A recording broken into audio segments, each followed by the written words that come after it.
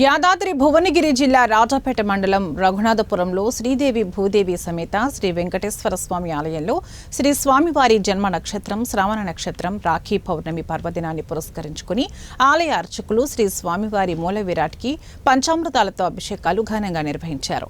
అనంతరం ఈ స్వామివారిని నూతన వస్త్రాలతో పూలమాలలతో శోభాయమానంగా అలంకరించి అష్టోత్తర శతనామార్చనలు సహస్రనామార్చన మంగళహారతులతో ప్రత్యేక పూజలు జరిపారు. అనంతరం రఘునాథపురం వాస్తవ్యులు గాడిపల్లి శ్రీనివాస్ ధర్మపత్ని సుధారాణి శ్రీ స్వామివారిని అమ్మవార్లను దర్శించుకుని ప్రత్యేక పూజలు నిర్వహించారు.